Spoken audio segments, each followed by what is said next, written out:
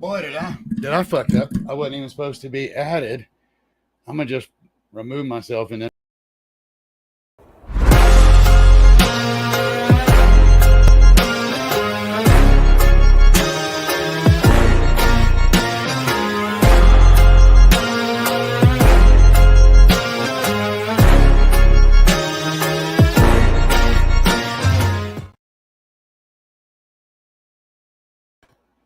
And look at there, take two. I forgot to add me. So there you go.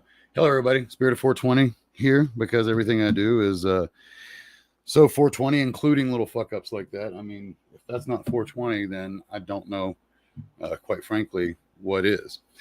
Right? I hope everybody's having a nice Thursday. At this point, it is now Thursday evening, right? I've had a pretty decent day. Can't really. Let's say this, it's one of those where I definitely can't complain, but I'm hoping it went as well as I believe it went.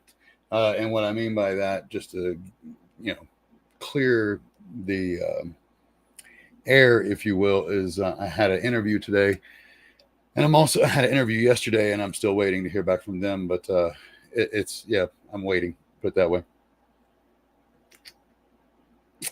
Funny enough, I did forget to put on, so I'm missing some jewelry because when I do the interview, that's why I'm in this particular shirt. Not that the other shirts that I wear are ugly, but this is definitely more business oriented. I take off 2 necklaces, 4 rings, and 2 bracelets when I do the interviews. And that I would probably continue that trend when I'm meeting with people, like prospective buyers, because I'm a salesman for a living.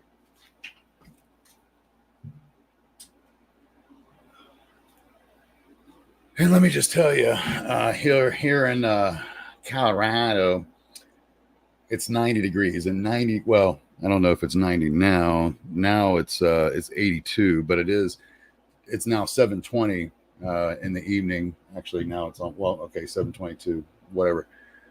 But here, so I used to live in Florida, and it what is 90 here feels like 100. It reminds me of 100-degree weather down there. It is. The only difference, I will say this, is it's a dry heat, so it's not the humid hot, which makes it a little bit nicer. You still, I mean, don't get me wrong, you're still going to sweat and all that other jazz. That's going to happen. However, you can cool off very quickly versus sitting around staying hot, if you will, like it would be in Florida many times.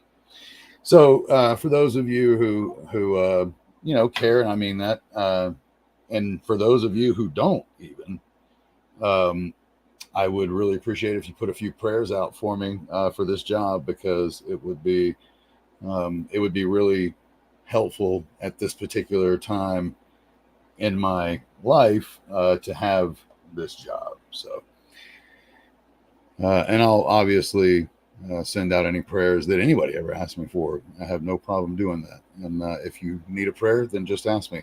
I've forgotten to put my phones in do not disturb mode.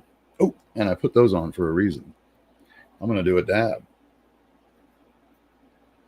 Maybe get out the harmonica. No, I'm kidding. I could, but I'm not going to bore y'all with harmonicas.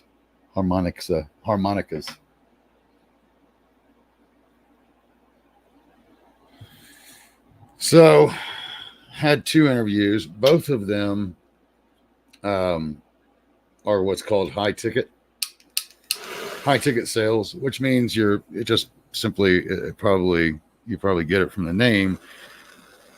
It simply means that what you're selling is a high dollar value, which means you have to be a little bit different type of salesman when you're asking somebody for $20,000 versus $20 or even $2,000. It's a different ballgame. So you have to have a different type of knowledge base, and I would even say a different type of confidence, if you will.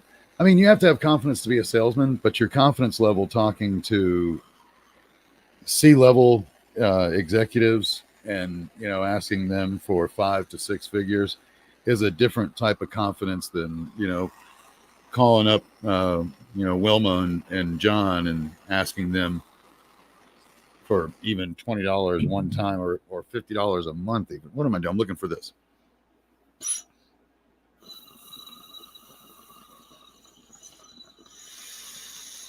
That's not to say either that somebody who does one can't do the other. I myself can do both, and I imagine that there are quite a few that can do both. But there's some, believe it or not, that can ask for that high dollar money, but then they absolutely fail when they ask folks for $20. And lots of times it's because the confidence is too high. It's a different ball game. Oops, I got a comment. Sorry. What's up, Vital? Good to see you, brother. I couldn't read the stream title without. Oh, yeah, I get it. So, back in the saddle, back. I'm back in the saddle again. There you go. It is a different type of confidence, and that's what I mean. If you try to use one type in the other type of sale, it will not work either way. And I really truly mean that. I have seen salesmen that could sell, 50, 100, 250, even $1 million to folks, right? And with no problem, but then would have issues as a salesman who was trying to collect an average amount of maybe $150 per ticket from principals of schools. Are you kidding? Not that principals of schools are bad, but you're talking about a much lowered stigma that comes along with speaking to a principal, even a principal that handles, say, 8,000 students, right? Which there's very few schools that have those kind of numbers. They split them up for that reason, so that they don't have too many numbers. Yes, sir. I see you, brother. So both of these interviews both interviews are for high ticket, two different industries. One is, I love it. It's selling salesmen. That I love. I really love to get the job offer. The other one I also love too, because it's both of these are what I consider to be recession proof. The other one is real estate. And it's literally helping people. It's helping people sell their homes in under 21 days and them get much more than they would normally get when they sell. It's just a really badass program. I'm actually praying literally that I get offered that one, because if I was offered both, and that's the ultimate, right? I'm truly hoping that I get both and praying that I get both, or that I'm praying that I'm offered both. But I think I would take the home, and not only would I take the home, but I would try to work both of them. And what I mean by that is I would do one as full-time and one as part-time. It's just that simple. I work from home so I can schedule up my day, and I'm really hoping one comes with a base, and I would take that full-time. It's not much of a base. I'm not even going to share it. It's more of something to have there, so that you have a check every week is what I'm guessing, because I mean, it's nothing. The base is a fraction of what I will be making a week. In fact, you can take, I love this place because they have one base comes with 1%, right? And then the lower base comes with a higher percentage. They were like, you can start here and then move down. Just once you move, you can't move back. I get it. I was like, can I go ahead and just start at the lower base and the higher commission? Because I already know, and I'm not trying to be rude. I've been doing this for too long.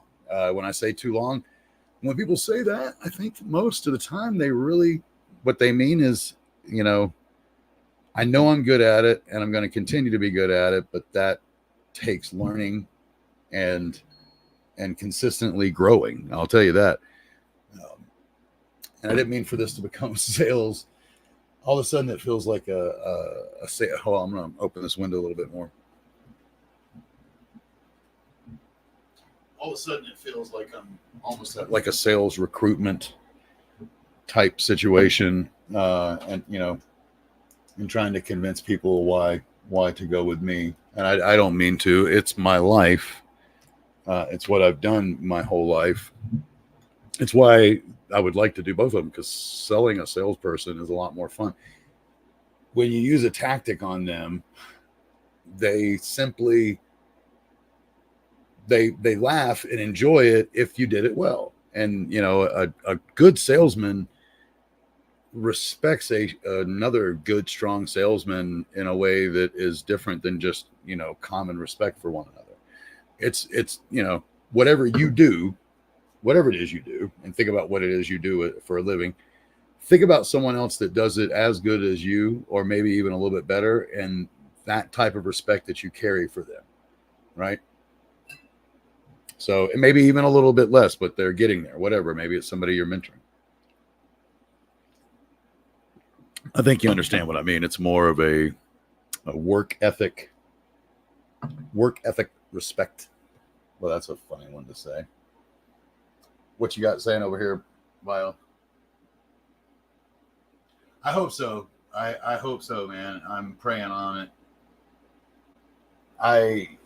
Yes, I am, and I've been doing it too damn long. I mean, y'all know how old I am. I've been very blunt and open. I turned 52.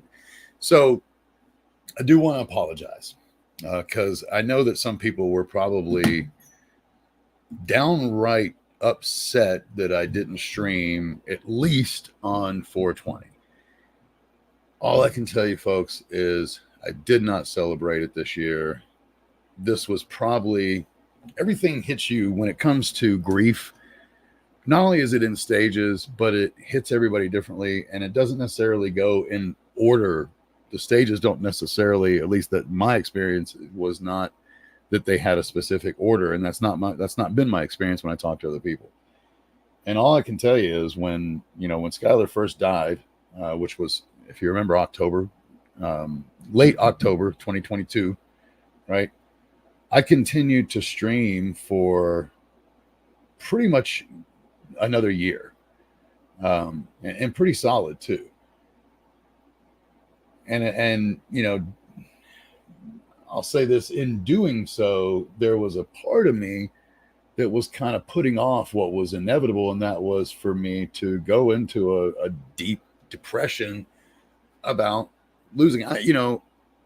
It's funny because when you do a lot of reflecting and a lot of soul searching and a lot of thinking, period, after losing somebody. And I always think about old history. And when I say history, I mean all the way back, right? Like, it used to be, if somebody died, it just happened. Like, and it didn't matter if they were and what I mean by that is it wasn't that big of a deal because people were dying all the time, right? And the whole point that I'm trying to make, but as we have not only lengthened our lifespan, on the average over the years, we have found a way to save life a lot more. Therefore, it becomes more precious. And so when we do lose somebody, it's, my point is, grief today. Think about this. And then think about grief at, like, I'm not saying people weren't sad, so please understand that I'm not trying to say that. What I'm saying is it was different. But think about grief like 2000 BC, or even go further back to, whatever. Like, there was a time when we weren't even living to be 30 or 40 years old, right? So part of what you did is you had as many kids as you could while you could, so that was what carried you on, right? And knowing that you maybe had 6, 7, 8, 10 kids, you fucking knew. You're like, yeah, I'm going to lose a few, but like 8, 7, 6 to 8 are going to make it. That was literally how, it's no different than the way, what I'm trying to say, folks, is we were no different than animals. Like, and we've proven that amongst many times. It doesn't matter if you're religious or not. We have proof of the time when it was more like animals. And what I mean by more like animals, we had as many kids as we could, so that there was a better chance of surviving, knowing that some were going to be lost along the way. It's just the way it was, right? Yes, today it's now, it's a loss of life now is completely different. Number one, due to the emotional attachment, due to all the things that I've just discussed as well, because what we end up thinking is there was no reason for that death, right? Like let's just take my son's, and I mean, I'm not trying to dwell on it, okay? But my son was killed on a motorcycle. We still don't know today exactly how. 1 second he was alive, he rounded a corner, then he laid in the street. We have a pretty good idea of where he hit and what in that sense, but how and why it happened, that is what is unknown, because seconds later people came around the corner and he was laying in the street dead. Now, the initial thought, and I mean, people would call me up and they would all say the same thing, and you can probably guess it, but it was, you know, it shouldn't have happened. He's not supposed to go yet. And because most people have that same gut understanding, not understanding, that gut belief that we are not supposed to outlive our children, right? And I know a lot of people are going to probably disagree with me here and they'll be like, yes, that's exactly right. We're not supposed to outlive our children. I disagree. I disagree politely. And here's my basis for the disagreement. Without the death of those younger kids, I want you to take every young person. I'll put it to you like this. Let's take every child that died before both parents died, right? Because first of all, you'd be surprised at that number. You'd be surprised at who you're talking about. And if these people had not died, the parents, if you look and see what they have done, would not have done what they have done. Now, my greatest example for this is not necessarily going to be me. I wish it was, but I'm just getting started in the sense of losing Sky. It hasn't even been 2 years. I'm still dealing with the grief. But a guy that I have great respect for, and now, oh shit, I forgot his name. Hold on a minute.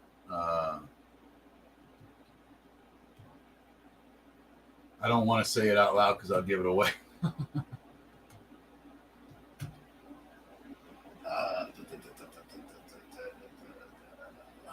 Oh, come on. Where's his name?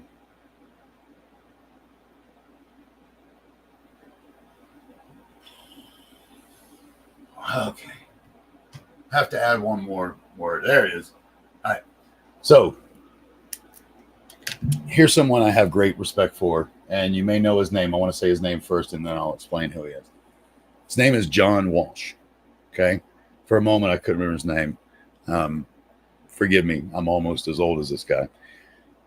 For those of you who don't know who John Walsh is, what I'll first say is the first thing that John Walsh is most known for at this point is he was the host of America's Most Wanted. Now, what many of you don't know because you're young or you just didn't know, and that's okay, right, is why did he become the host and how did he become the host? Now, I'm not going to look up the whole thing. I'm not even going to, well, you know what? Let's do this. Why did John Walsh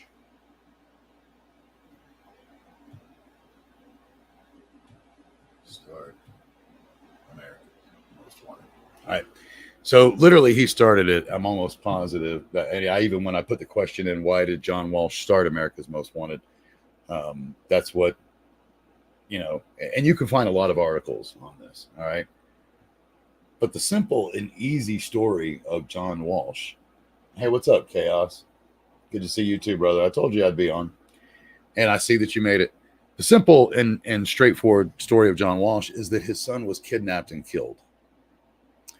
This was back, it was either it was 80s.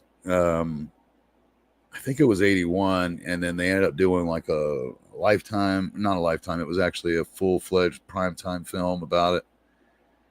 And then he started America's Most Wanted. And he started it clearly because his son had been kidnapped and killed, and he wanted to prevent as many of those scenarios as he could possibly do. So, does it suck that his son died? Does it suck how his son died? Does his death haunt his father still today? Yes, those are all yes questions. And in just thinking about it, I know, if you read, I mean, it was one of these crazy people that kill kids, that get off on killing kids by, essentially torturing them. And his son's name was Adam, God rest his soul. But Adam has saved so fucking many that would not have been saved if Adam had not been killed. So is it fair in the world that we live in, knowing all these kids that have been saved, to say Adam died before he was supposed to? Yeah, it was his son. Adam was his son. Yes. I do not believe it. Okay. What I have come to believe is it was necessary. There's always sacrifice in everything we do. Okay. To have great movement and to have great impact typically takes something bad happening. It's why when this first happened with me losing my son and losing my job at the same time, I knew it. Like this was, and I lost my best friend. I mean, it was three, just like they all, for those of you who don't remember, the best friend was the one that sold Skylar the motorcycle. So he decided that I was going to blame him. And before I ever blamed him, and I never have, and I never will, he left my life never to return. So, and this was my best friend who shared the same exact birthday, 10 years to the day, as Skylar. So, as well as his twin, obviously. But I know deep in my heart, deep in my soul, I know that there's already so much great good that has come from Skylar's death, but I know that there's change in me, but there's going to be things that happen because of it.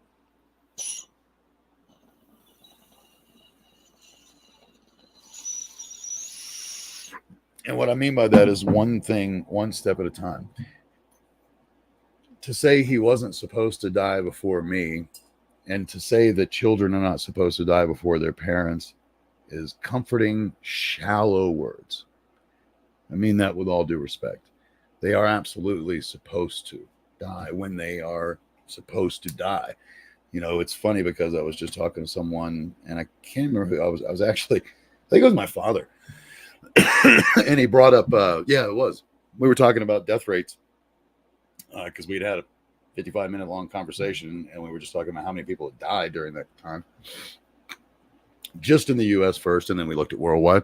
It doesn't matter. That is not why we're doing this. What was interesting, I thought, is that he brought up he was like, there's that movie, with the, yes, absolutely, sir. There's that movie. He was like, there's that movie, with the plane where they escape death, but then I was like, Final Destination, right, Dad? He was like, I think Destination. I was like, yeah, it is. And it was funny. I was thinking they've done like 10 of these now, Dad. They haven't done that many. I'm exaggerating, but I was like, they've really raped the shit out of that concept. But the original concept I've always loved, because I truly believe that if death has come for you and you somehow escaped it in that moment, you have merely postponed it, because what is supposed to be is supposed to be. Already from Sky's death, I have two incredibly new daughter-like females who are in my life. One was the woman that he probably loved the most ever in life, and the other one was the one that tried to save his life that day on the road. They are now like daughters to me. Do you know how special that is? They come over on Sundays. It's not necessarily every Sunday, but they come over on Sundays just to see me and to celebrate, not just me, but also see the family. They feel like they're part of the family. So if they're daughters to me, then they're granddaughters to my mothers, they're daughters to my wife. They are extremely important parts of our lives now, and they would have never been. Just so y'all know, the girlfriend was a secret. And maybe I might have, I'm not saying that I would have never met her, but I only know her now because he is dead. Now, other things I know are coming. I have to stabilize first. It takes a bit to take that kind of a hit and just to do things. I've already started a company, KO. Okay. And there it is. If y'all, for those of you who haven't been watching, I finally have said it. I said I would merge it eventually, but you should look it up. It's called Knock Off the Cough. That's a whole, I'm not going to sit here and what's the word? Pitch it, or that's not the word I'm looking for. Plug it, go look it up and find out about it. It's very cool, whether you're a stoner or not. I have done a lot of things during the what is now almost 20 months of losing him. I have stayed busy. I had a depression time and wasn't streaming and wasn't really doing anything socially, but I was still, moving forward because I was dealing now with a process that I had to deal with inward, and I'm also starting to like, I really do believe in minimalism. And so I'm like selling just tons of shit and getting rid of it finally. One, for necessity. Yes, I will not deny that happened out of necessity. I finally started to do it. I have been talking about doing it to my family since we moved to Colorado 6 years ago. But when you stop having an income flow, you're like, hey, look at all this shit that I have around my home that I can sell and I don't need anymore. I don't use anymore. So I have been busy, right? But it's time now to finally get a regular job again and stabilize. And once I have that stabilization, see, here's the thing. I know that I'm supposed to be around. Sky saved my life. God has saved my life on many occasions, which I've talked about in previous episodes. So I know I'm supposed to be here. So I have to stabilize first so that I can then get together. And obviously, for those of you who know the story, the one thing that I'm going to be really working on here in a public stance, as well as locally and statewide, is more respect for motorcycles. I want to be very clear. Was Skylar going the speed limit? It is a 99.99% chance that my son was traveling at least 5 miles over the speed limit. Okay. But if you knew the area, if people looked more for motorcycles and had more motorcycle awareness, then possibly, I don't believe he simply lost control around a turn that the kid goes around 2 to 3 times a day. Okay. We're talking about a stretch of road. Now, one thing I want to bring up is what people say to you when you're growing up and when you first start driving is absolutely the truth. The worst accidents happen locally and within 5 minutes, 5 miles of your home. He was literally a couple of minutes, maybe a mile and a half away from home. But something happened that took him off his regular path that day. I know it.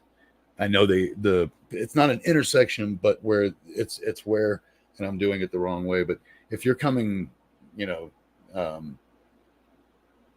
this way, right, there's a ramp that comes in like this that is hidden to the point where you cannot see it here because it's also, the road is curving like this at the same time that it has an on-ramp. It's really poor design, and it causes blind spots to both the people driving on the highway as well as the people trying to get on and merge on the highway. And so you end up, that just should be changed there. And that's one of the things that I would also, my whole point is, once I can't start doing it. I mean, like, I have a lot of things that I know I'm going to be doing. I'm going to go and put a memorial where my son died. I have the exact, one of the things that happens when somebody dies like this and there's a police report, they have exact pinpoint location of where he died. So I'll be doing one of those memorials. It was funny because all my life I would watch those along the highway and the interstate, and I would see him, and I'm like, really, I would always feel for those people. And now, I'm gonna be one, but he will be remembered. He will bring about change that will last forever. He's already done that. But there's even more to come, right? There's so much more to come. That's That's what I mean. These things wouldn't fucking happen if the kid was alive today. God knows I want him back. Don't think for a minute that as a father and as he was one of my best friends, yes, I want him back, but I want everybody back that I've ever lost. And I mostly want him back because he was my son and for selfish reasons. For very honestly, they're very selfish reasons. When you start to get down to the reality of it, folks, and you want to get gut level honest, once somebody dies, anything that you do that is shitty for your life based on their death is your fault, and you are looking at it from selfish standpoint. I'm sorry. Okay.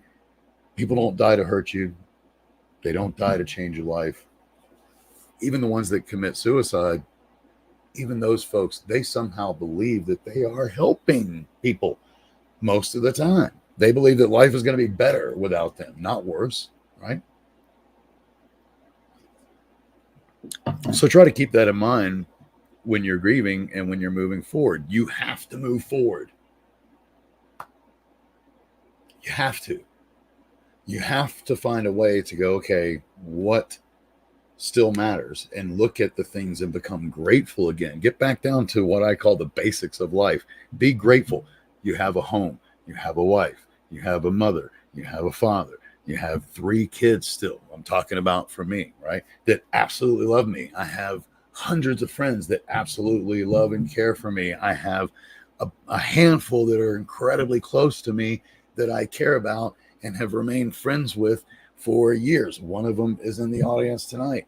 Those are friends that I've had. I have literally 5 friends that I've had for more than 10 years. I have a lot of friends that I've made recently, a Spirit of 420 and other things. And they're good people. Don't think I take it lightly. Joe is not in here, but he is one of my great friends. Vital is one of my good friends. But there is a difference between someone who has been a great social friend and, now I've had this debate because, for instance, and I don't mean anything disrespect to you, Vital, whatsoever, but Joe is a guy that I talk to 2 or 3 times a week on the phone. That is a different level of friendship, right? Chaos, for instance, is someone that I used to game with every fucking day for hours, man. And when I say every day, I mean every day, folks. We played, if we didn't meet up with each other, we got pissed at the other one. It was that was the early 2000s.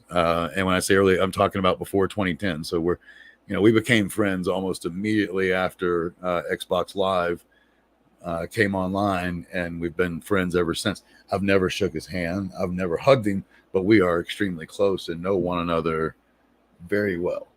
Put it that way. Wait, I mean glasses.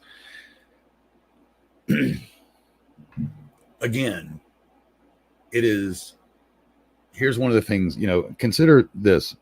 I consistently talk about one thing, right? And one of the ways that I demonstrate that is every hero is someone else's villain. And what I'm talking about here is the purest form of understanding, and that is the yin and the yang. For every bad action, there is an alternate good action. And in fact, the point that I'm even talking about right now is of this basic philosophy and understanding from horrible tragedy and horrible shit and bad shit, whatever it may be, whatever level, whether it's from a 0.01 to a fucking 10 point, a full 10, it spawns, and it is the catalyst for an even greater moment than the one that sucks right then. When you truly understand that's not some fucking false belief or, oh, I'm making this up. I have traced every horrible thing that has ever happened to me. And actually the way that I ended up doing it in the beginning was I started thinking about all the great things, and I thought about how I got there. And inevitably, it was always something horrible that had to happen to get me there, right? Life is a string of cause and effect and pulse and effect. All of a sudden, I was thinking about the Merovingian Mary Merovingian, whatever his name is, from from Matrix. But life is a series of cause and effects, and it's one thing happens, it's if and thens.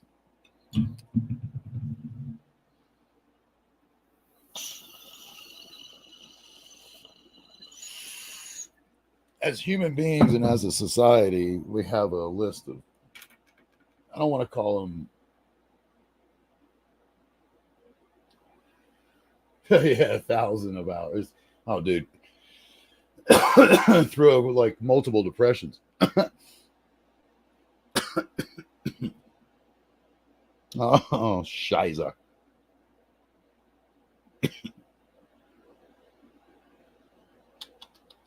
Oh shit. Hey, it's one of those moments where it just like a bird, like a beautiful little butterfly. There goes my fucking thought.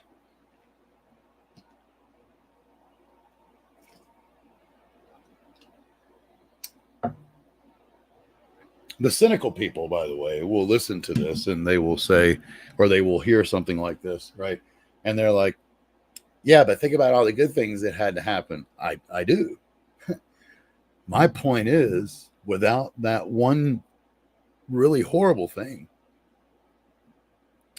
then these great things would not occur. And they keep happening because here's the flip side, and I'm not denying it, but it works both ways, folks. When you have a tremendously, and this is where, like, I knew, and I didn't know it like, as I talked about the other night, I didn't know it like I promoted it or like I manifested it. I understood that at some point I was going to face some bad shit. I didn't know it was going to be as bad as it was, but here's the reality. I was flying as high as I ever not and you're going to love this. I wasn't making even a fourth of the money that I've made in a year, but I was making incredibly good money. I'm not a drug dealer anymore, right? But I was making incredibly good money and I was happy, folks. It wasn't about the money. I was happy. I literally, if you go back and watch those first 6 months of videos before Skylar died. So I started on 4/20/22. He died on the 10th, he died on the 22nd, 10/22. And I streamed pretty solidly up until 10/22 because as I said the other day, I streamed and I didn't know that he was dead until after the show. But I talked about it during those streams. It was incredible because I was like, and here's why I was happy. I had come to a very, what is the word? Stoic understanding of life that, this has to happen for this, and you're going to have the good and you're going to have the bad. Now, one of the things that starts to happen, and y'all are going to think that this is crazy, but this was part of, very small part, but part of why Sky died too was to awaken me to this understanding. But part of what happens when you live that stoic life is you start to dole the bad moments, right? Because what you realize is that something better is going to come around the corner.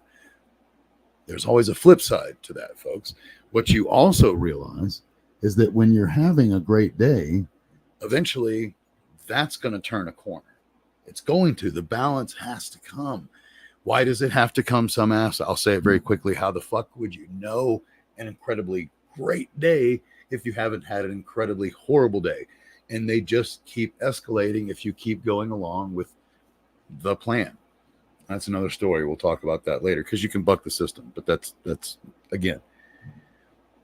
So I had gotten and I was getting to this place where I was happy, but I was almost taking the happiness for granted. Okay. What I mean by that is I probably should have been a little less happy. And what I mean by that is I know some of the things that I learned from, I spent outlandishly when I shouldn't have. Instead of saving and doing some other things to put my money to work, I don't get me wrong, but I gave things to my kids and I helped out my family more so than I needed to. Don't get me wrong, they needed it and they appreciated it because I was one of the only ones making money during the pandemic, right? But those 6 months, which was after the pandemic, okay, and trust me, what I did during the pandemic, I was still paying for by 22 or in 22. Now, what I mean by that is the decisions that I made. Because when all this happened, I'm sorry, just to skip. When all this happened, I had no real money in the savings. And I hadn't sold anything in like 4 months for the company because 22 was a bad year.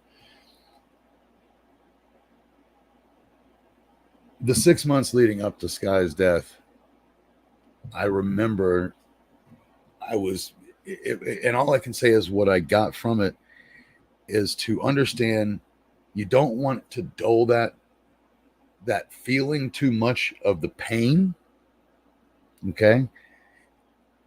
And you don't want to go too high on the upside if you're truly trying to live in a stoic manner, because what started out as stoic, I think, almost became more prideful, and that's not what I was trying to do. So don't get me wrong, I'm not saying that Sky was killed due to the pride that I was feeling then. There's a whole list of reasons. I'm saying definitely when you try to look at something and go, okay, how can I grow from it? Understanding where I was part of that reality. That was part of why he died. One, it was to show me that I can still feel great pain, and that just because what I mean by dull the pain is I was at the point where a bad day would just roll off me. And I mean, there's nothing wrong with that. I know some people are like, yeah, but that's what you want. But if you do that for too long, I promise you, it'll catch up with you. Something will happen. All right. And then when it is painful, it's really painful because you have been kind of, like that dove's wings saying, just letting it roll the fuck off. Everything happens for a reason. And ultimately it will remind you, right? The pain. To give you for instance, I think what I'm trying to say in a nutshell, it just hit me. I felt like I could handle anything. Now, can I handle anything? Yes. Was I thinking of it in that way, or thinking of it as in like I had reached a pinnacle of it? Was, for me, I had reached a pinnacle. I think that part of it, again, I'm talking about a small part, folks, but I think a part of what happened was a reminder.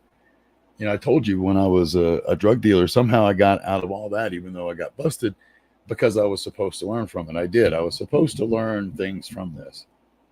And that was, there's always something that can happen that will rock your fucking existence. There's always something that can, and Murphy's Law says that inevitably it most likely will happen to some degree, and it literally shakes the foundations of your understanding of life. It doesn't always have to be death either, folks. I mean, I know people who have gone through paranormal experiences of all kinds, whether we're talking about aliens, cryptids, ghosts. When they experience it, it changes their concepts of reality. When anything like that happens, right, it rocks your world. And if you have gotten to the point where you think your world can't be rocked, and that's kind of what had happened. And I was reminded that it can. I'll never forget that night. I'll never forget that moment. It was, without a doubt, one of the worst. Well, for right now, it is the worst moment I've ever experienced. And I don't know if I've told y'all, but I mean, it happened when I got the phone call, on my phone, right? And we're now in a day and age. All I can tell you is that it kind of sucks we're in a day and age, because it comes up and it tells you, whoops, oh, something dropped. No big deal. it tells you, right there on the phone, who's calling, and it said it, El Paso, El Paso County coroner's office. And I know, what I can tell y'all is I already knew. I'd already come to an understanding, probably, because I save all my texts. My memory isn't that good, number one, and that way I can't make mistakes when it comes to did I say, did she say. But I sent a text. I told you his best friend left. I sent a text to him saying, I was telling him first about it, like, hey, Skylar hasn't called. There's nobody. He's not answering. His phone is here. We did not know at the time his phone, where it showed up on the map, was all it said on the map, was that it was the sheriff's office. What it didn't say until, I don't know, y'all have experienced this, I'm sure, on Google Maps, but it doesn't always say all the little things when it's like one building. Technically, his phone was at the coroner's office, which is right there, like that's where it was. So the signs were all there, but when his best friend called, and I started looking for him, I ended up finding the news article on my son. It had already been posted. They didn't have a name yet. And I guarantee you, if y'all understand how these things happen, they had not gotten in touch with me as his emergency contact. Therefore, the name, they already had his name. They had his wallet from the moment that it happened. You know what I mean? They had his ID. They had his phone, which that was another thing. Just on a side note, I went to go get his phone the next day. The first thing they said is, and there was somebody standing there. They're like, we're closed on Sundays. I'm like, you're fucking standing behind the glass talking to me. Give me my son's phone. Give me my son's phone. Give me my son's phone. Oh, dude, the way that due process works, I do not appreciate due process when it comes to, what's the word?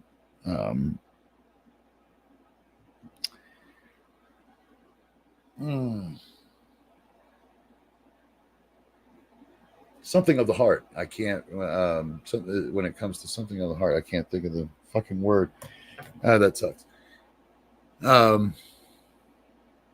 What I can tell you is it really, it blew me away with a lot of things.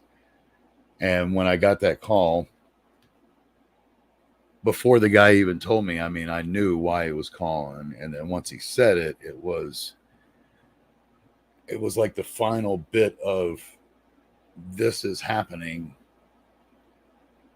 to know that my life had just taken a seriously altered turn. And to just step back for a minute, I told you that I got to the point where I thought nothing could, rock my world. I'd gotten fired on October 3rd. So Skylar died on the 22nd. I was fired on October 3rd. So 19 days beforehand. I was getting a little too cocky, I think, for my own good. And that's the bottom line. Again, I don't think that was the reason my son was killed. I'm telling you, it was part of what I was to see and learn from it. But I'd gotten fired, and the day before Skylar was killed on the 21st, so in 12 days, I went from being fired from one company to forming my own. I formed my own company that day and got funding for the company. We didn't sign contracts. That's another story, and I've already talked about it. But got funding for $30,000 for that company.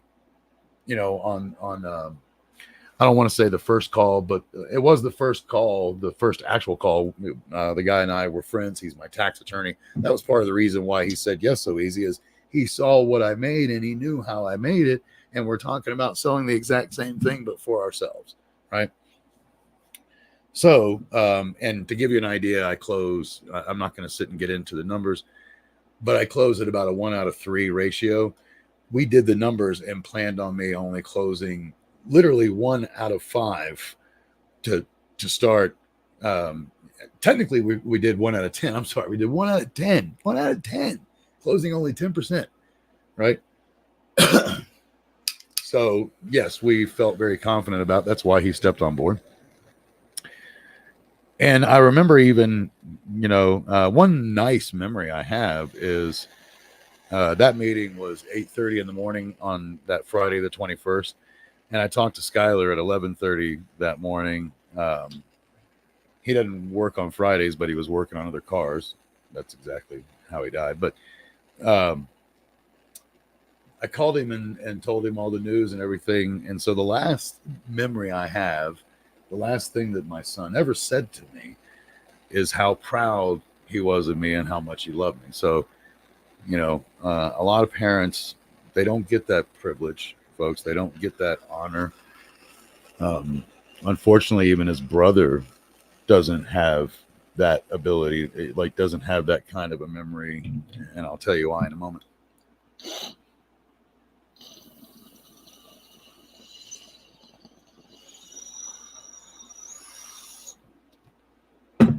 His brother, they got into an argument on Wednesday, and they still hadn't completely hashed it out. And when you live together and you're brothers, you might go a week before you actually say, apologize and this and that. So, and he does beat himself up. So I can just already tell you, I'm sure some of y'all are thinking, because he was on the couch when Skylar left and never came back, and he had an opportunity to say I love you, but they were still at odds. So they just looked at one another and didn't really even nod. I'm sure you know how you are with your siblings. You do not believe when your sibling is 22 years old and he's walking out that's the last time you're going to see him. So it's kind of the last thought on your mind.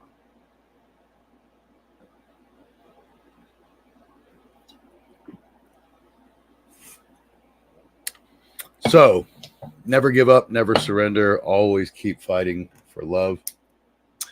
I do love all of y'all. I just took that final dab. I have to go. Well, you know what? Let me do this. I'll give you all the benefit. I'm gonna text this guy and see if he's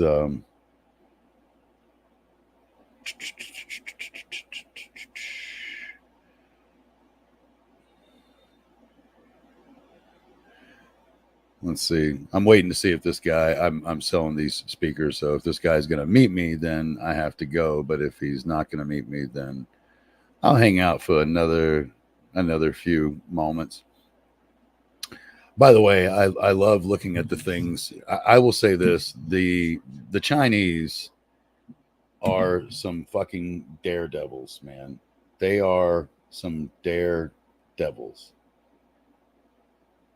I just want to show you this because this is like this stupid long bridge over in China, and it's ridiculously high, and it's just bridge for almost ever. I mean, look at how high that is. And for some people, this is their everyday trip to fucking work, man, is along this thing. Are you? No, thank you. No, thank you. Supposedly, it costs 3 billion US dollars is the equivalent to what this thing costs. But that just shows you what they have over there in China now. I don't care. You say what you want. I know, a lot of people they pick on and hate the whole everything's made in China. It used to be everything was made in America, just so you all know. So, I mean, I'm not saying that I like it by any stretch, but there was a time when everybody else in the world hated us for the same reason, because everything you got was made in the USA. So you really have to hand it to them, because they took all their resources and they have just massively gotten incredibly intelligent and are now building I think they're going too far. Okay. And what I mean by that is, right now in my world and what I'm seeing, they're kind of like the new Rome, and you eventually will go. I think they're building too big and too strong, and it's gonna end up, biting them in the ass. That's my belief. But hey, and I'm not saying that politically. I'm not wishing it on them.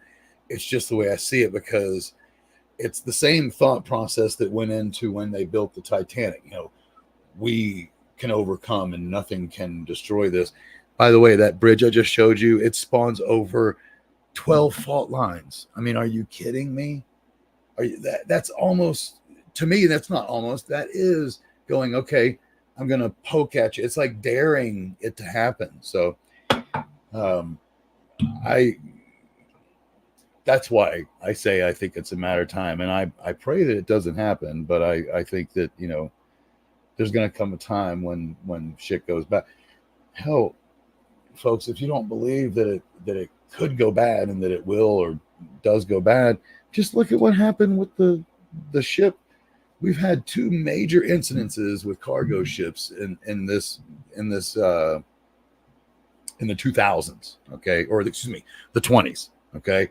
We had the one on the Suez Canal, right? That you can call it what you want, but that one cost us hugely economically. We are still recovering from that. Now we have to recover, and we're going to be recovering for a long time economically from the fact that that ship took the bridge out. I mean, are you kidding? That's a major. That shows you how weak some of our infrastructure actually is. It gets weak, and it didn't take. Don't get me wrong. I know how heavy that ship is. I understand the magnitude of the hit, but that one hit took down the bridge. I mean, we're talking about a massive portion of it. And in my personal opinion, considering how old it was and considering what they said, that should not have happened. And I think a lot of people will agree. Again, this isn't political. The bridge should have been able to withstand it. I think what they believed it was capable of and what it actually is capable of are two different things. So I think some of the fault lies in what they believe to be indestructible or can handle this much of a blow or these type of things. One of the things that is brought to many people's attention is when they built that particular bridge. And I know the other bridge in China is on land mostly, but it does cover over some water. When they built that bridge, they didn't have ships even remotely. They weren't even half as big, maybe half, but they weren't nearly as big as the ships that are running through now. So I will say this: they had no understanding of how heavy a ship could be that might indeed hit it. You know what I mean? So there is that. You have to look at it and go, okay, did they realize a ship like this was even possible, right? So I will say this: I might as well bring it to an end. I've been on for literally 59 minutes now. I love all of you. I've enjoyed being back. I don't see why. Today's Thursday, so to me, I see no reason why. No reason at all. No reason why I won't be here Saturday. For right now, until otherwise, if I'm back, I might as well just stick to what I know and what y'all know. So I'll be streaming, on odd days of the calendar until further notified. I may come up with something, some kind of alternate schedule. We'll see. But for right now, it'll be that. So I'll be on Thursday, I'll be on Saturday, and on Saturday I'll let you know the next time, just so you're aware. Anyway, I love all of you folks. I had a good evening this evening. Thanks for listening to me babble on just one more night. By the way, I am working to get, because part of my depression hit, and I never got the final drawing. What I mean by that is I was getting a series of pictures with Skylar and I for caricatures, and it was one for each of the seasons of the year. And I'm going to go ahead and get that final one and get that final caricature done, so I have all the artwork. And I don't know when that'll be ready, but we'll see. I'm not trying to regiment myself right now to seasons. I'm just back, and I'm telling you, I am going to get that artwork. Where it goes from there, we'll wait and see. But I'm trying to keep it simple, and I have a lot on my plate. So the simpler that I keep this, the easier it is for me to do, and the longer that I will be able to maintain it. So I hope that you all understand. Oh, one last comment. What is that? I know you are, buddy. And as always, I love you, Chaos. I love you, Vital. I love all of you folks. I really do. If you ever need something, if you ever want to talk, if you ever want to hang out, just let me know. I mean, literally hanging out. I won't hang out with anybody. I'll even anybody can come on the show and hang out with me. It is all just digital, folks. And, you know, I would love to have anybody. I don't mind if you have extremely different point of views, as long as you do it politely. That's all I ask, you know. So with that said, have a blessed evening. Have a wonderful beginning to your weekend, since I won't see you until Saturday night. I hope you have a wonderful Friday and Friday evening tomorrow, and a great, like I said, a great kickoff to your weekend. Please be safe out there, and please, well, I shouldn't say please. I pray that you spend the weekend with the ones you love the most. With that said, I love all of y'all. Peace. See you next time. I switch here, I'm a strange fuck. Consist on ain't something I could say well. Throw my change into the wishing for a change well. Wish a day a swell life for the next come. And when the next come, pretend that it's the best one. Like I ain't even gonna try and say that to the next one.